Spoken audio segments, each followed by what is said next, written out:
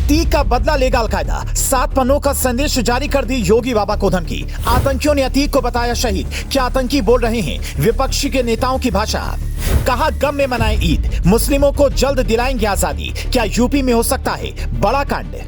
उत्तर प्रदेश के सबसे बड़े डॉन और माफिया अतीक अहमद की सरेआम की गई हत्या के बाद पूरे देश में सही और गलत को लेकर बहस छिड़ी हुई है।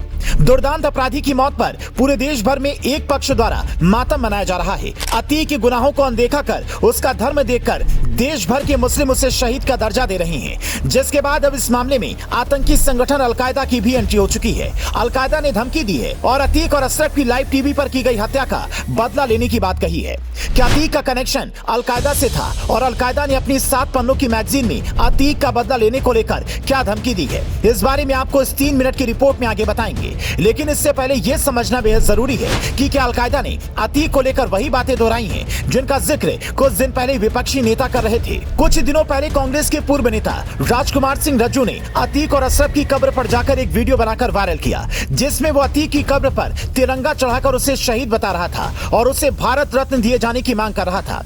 इस वीडियो में कांग्रेसी नेता के द्वारा अतीक की हत्या का दोषी योगी आदित्यनाथ को बताया गया, जिसके बाद उस पर कानूनी कार्रवाई हुई और कांग्रेस ने भी उसे पार्टी से अलग कर दिया।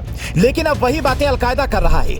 अलकायदा ने अपनी 7 पन्नों की एक मैगजीन जारी कर अतीक और अशरफ का जिक्र करते हुए बदला लेने की बात कही है। अलकायदा द्वारा जारी की गई धमकी के बाद सुरक्षा एजेंसियां पूरी तरह से चौकन्नी हो गई हैं। उत्तर प्रदेश में इस धमकी के बाद से हाई अलर्ट जारी है। संवेदनशील इलाकों में खास निगरानी रखी जा रही है।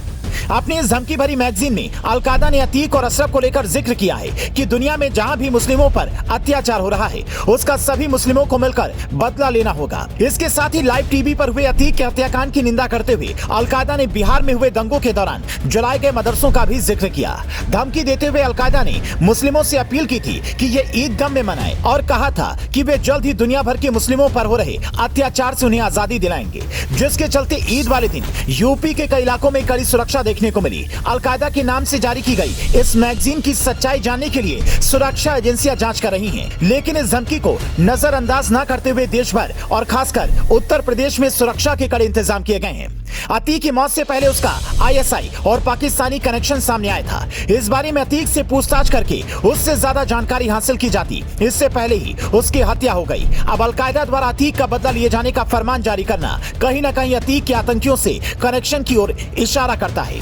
अतीक का अलकायदा और आईएसआई से क्या कनेक्शन हो सकता है, ये जांच का विषय है। इस बारे में सुरक्षा एजेंसियां अपने स्तर पर हर संभव तरीके से जांच और अन्य कार्रवाई कर रही हैं, लेकिन विपक्ष में बैठे नेताओं द्वारा एक अपराधी की मौत पर दी जा रही इस प्रकार की प्रतिक्रिया देश के लिए बेहद शर्मनाक है। अलकायदा के द्वारा दी गई इस धमकी का बाबा क्या जवाब देंगे, ये आने वाले दिनों में पता चलेगा। लेकिन इस बारे में आपकी क्या राय है, हमें वीडियो में कमेंट करके बताएं।